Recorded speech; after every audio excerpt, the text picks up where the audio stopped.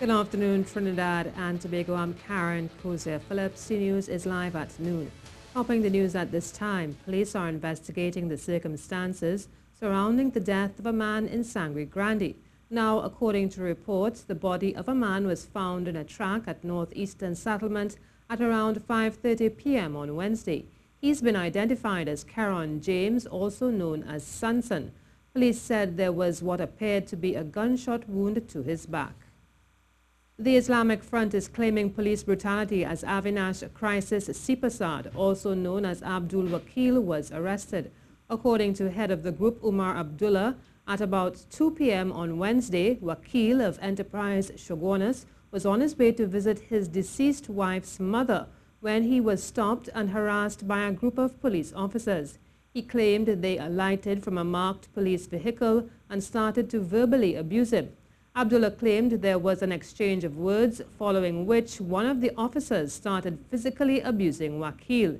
He was subsequently taken to the Shogunas Health Center. He was transferred to the Mount Hope facility after it was found he suffered a broken nose and other injuries. Abdullah said following this, he spoke with the senior officer at the Shogunas police station, who assured him all will be done to guarantee due process and proper police procedure in relation to this matter.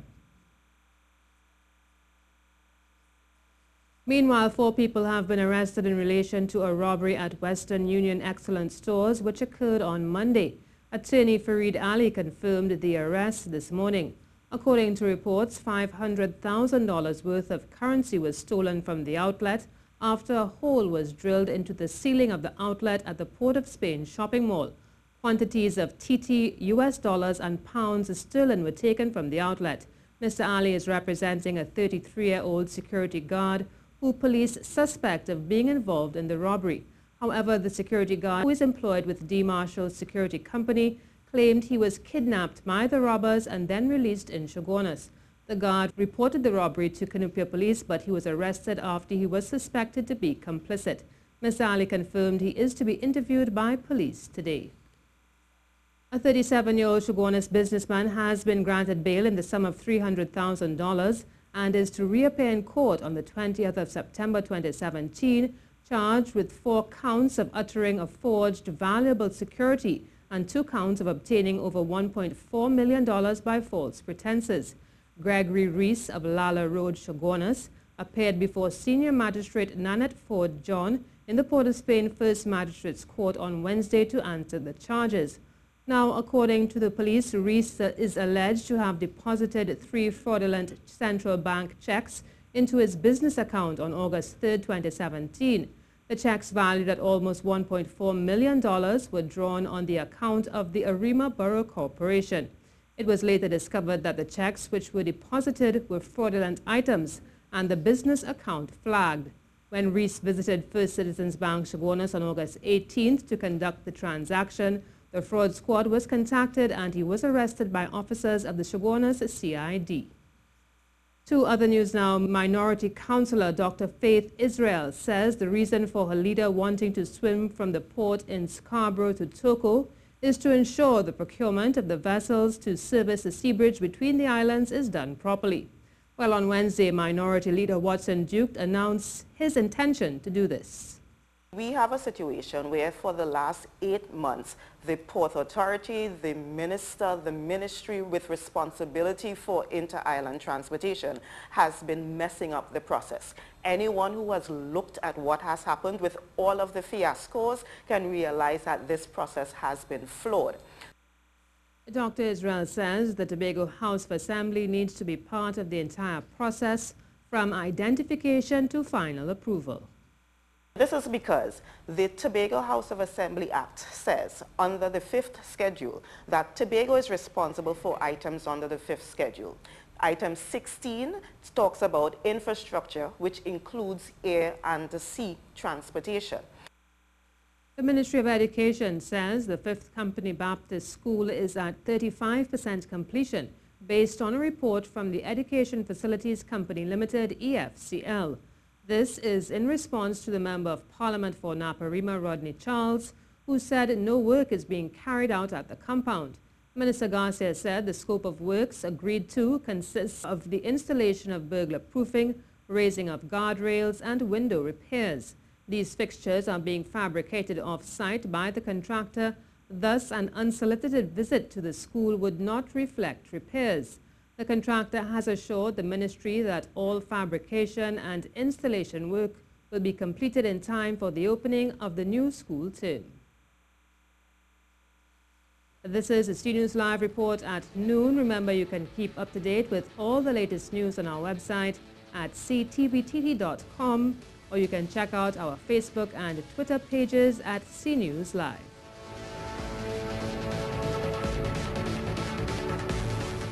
Well, the government's hardest task every month is ensuring there is money to pay public servants. This from Prime Minister Dr. Keith Rowley in a statement after an almost 3-hour-long meeting with the Trade Union Federation on Thursday. Dr. Rowley denied government is implementing austerity measures through a wage freeze and mass retrenchment in the public service. Prime Minister Dr. Keith Rowley assured there have been no layoffs of public servants and articulated what exists now is a situation where government has to decide how much it can afford to pay and what can be done to preserve jobs. He said it is difficult to talk about increases now when the government is borrowing to pay salaries. The president of the Banking, Insurance and General Workers Trade Union, Vincent Cabrera, said he understands the argument being put forward by the Prime Minister about the state of the economy. However, he said during the meeting, Dr. Rowley quoted an inflation rate of 3.9%, and when unions go to the bargaining table, they must take that into consideration. The cost of living is going up, albeit by 3.9%, and we feel it is much more than that in terms of prices for food products. We cannot simply go and say, well, we're not taking any wage increases, we are taking a wage freeze, because then the standard of living of the workers will be falling. And in fact, that can lead in the long run to deflation in the economy, not inflation, deflation. Dr. Rowley stated, quote, "There have been no mass retrenchments. We have borrowed considerably to maintain government expenditure on human resource maintenance. Some contract workers have not had their contracts renewed, but that number is much smaller than those who have had their contracts renewed." End quote. Another significant matter discussed was the temporary departure of the trade union movement from the National Tripartite Advisory Council. Dr. Rowley said he was heartened by the union's pronouncement that its withdrawal from the council was temporary. Mr. Cabrera said one way to get the unions back is to create a moratorium on the retrenchment of workers. There's been so much retrenchment in the society and in the economy that we would want as one of the conditions for returning to the tripartite talk to have a bit of a moratorium. Hold off on the retrenchment and let us sit at the table. And as they themselves are saying, certain things will be discussed there. So we discuss those things and then we chart a way forward. The unions will again meet the Prime Minister on September 13th to continue discussions. Rishi Harinanan, CNews. The Member of Parliament for Tabaquite says government must consider an economic recovery and reconstruction plan to be incorporated into the upcoming budget, which will provide support for businesses threatened by the current recessionary conditions. In a statement, Dr. Suraj Ramachan said now that the economic and financial consequences have begun to become pronounced to the point where businesses cannot meet their loan or mortgage payments, the Rowley government cannot be a silent spectator to the plight of such businesses.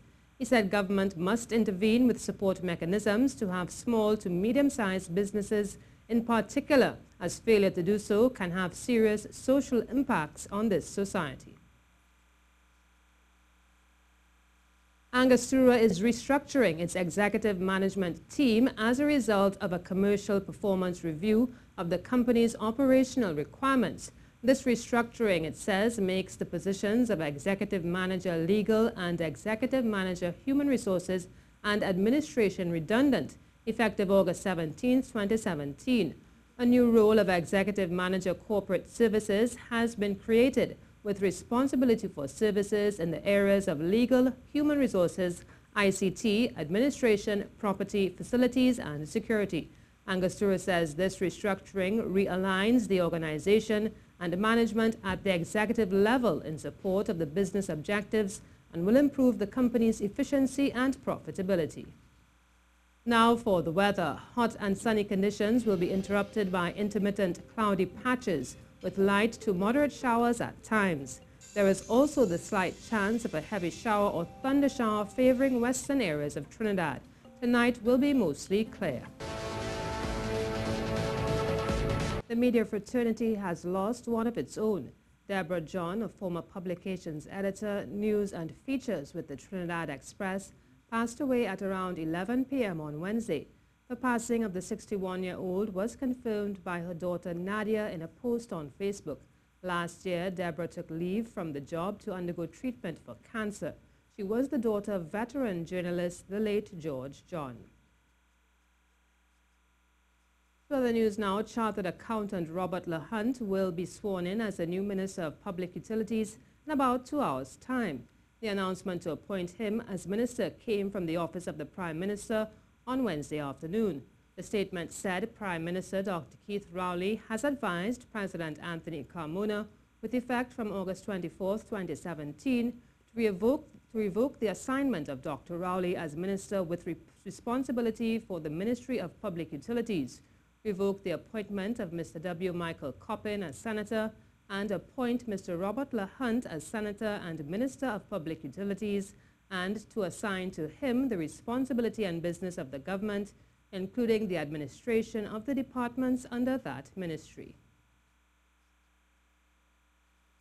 The Child Protection Unit of the Trinidad and Tobago Police Service says an investigation into the severe beating of a 2-year-old child is ongoing.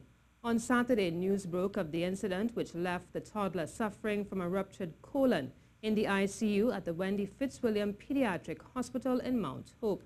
Acting Superintendent Beverly Rodriguez spoke on the incident during Wednesday's weekly police media briefing.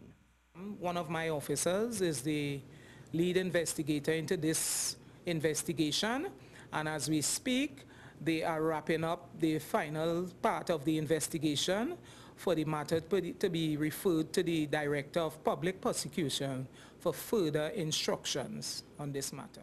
Children's Authority is also working alongside the Protection Unit on the case. Well, the Child Protection Unit says it's aware of WhatsApp messages which were circulated in the media recently showing a 35-year-old male sexually grooming an 11-year-old child via messages. However, contrary to newspaper reports, an official investigation has not been launched because they do not know the source. The update on the matter came from Acting Superintendent Beverly Rodriguez of the Child Protection Unit of the TTPS during Wednesday's media briefing. Officially, we do not have any reports at this time being investigated by the 11-year-old with that online issue. That person is supposed to make a report because there is an offense which is meeting after sexual grooming, and that report will be investigated. She said an investigation cannot begin until a formal report is made to the police. Ms. Rodriguez advised parents to be vigilant as it relates to online predators. As she said, there are several common signs that your child may be in danger. Your child's online history. Include time limits when they are using the internet. Computers, cell phones, tablets, and such should always be placed in a common area of the house. They should never be placed in the child's bedroom.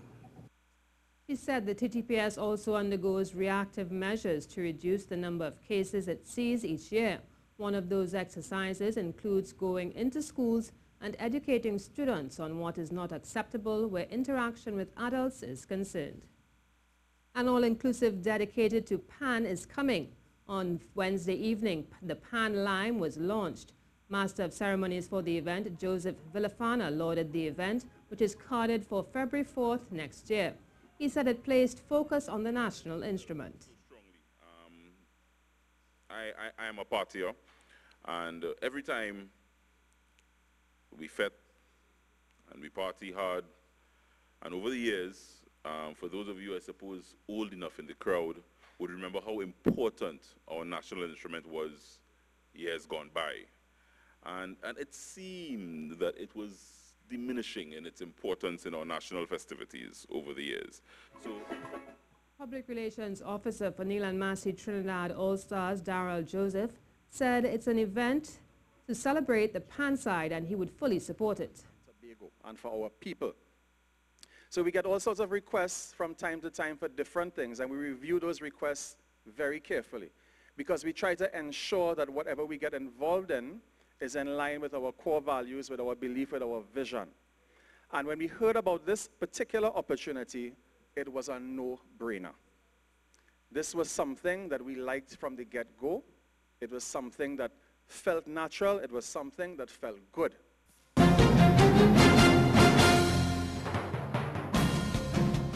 And we begin with cricket. The Trinbago Knight Riders extended their lead at the top of the 2017 Hero Caribbean Premier League table after a rain-affected victory over second-place St. Kitts and Nevis Patriots.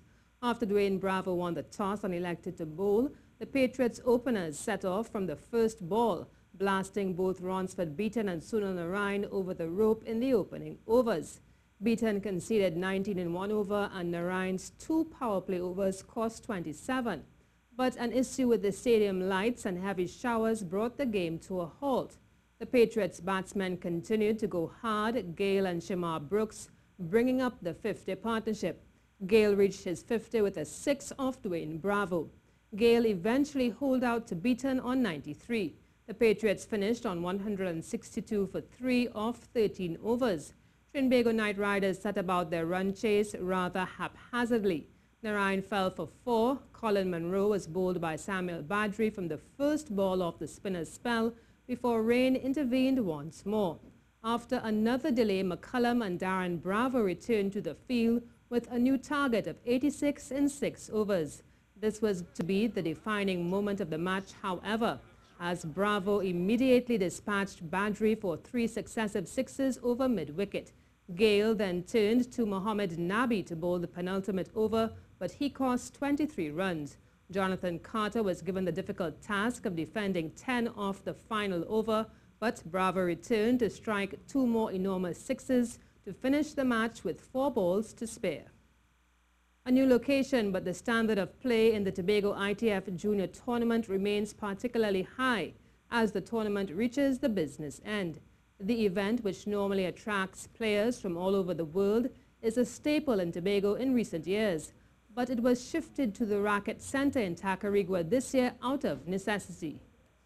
Is really the ITF Tobago tournament is held normally in Tobago at Shaw Park. It's been held there in the past, but this year, because of the state of the courts aren't really ready for international, and they're not up to international standards at this time. That is why we've had to make the move to Trinidad. Yearwood himself, a former junior standout, appreciates the quality of play and the need for tournaments of this nature, even from a sport tourism standpoint. He explained that even though they are sharing the facility with the Careback badminton event, the players are staying focused, and it shows in their play. Within the top 500 in the world playing, that sort of thing. We have players from over 17 countries participating, as well. We have a lot of Caribbean players, North American, European, South American and stuff. So the standard is quite high. Well, that's it for sport. And that's how we end our CNews at Noon report. I'm Karen Puser-Phillip. Remember, for up-to-date and breaking news throughout the day, you can visit the CNews website at ctvtt.com. Do have a good afternoon.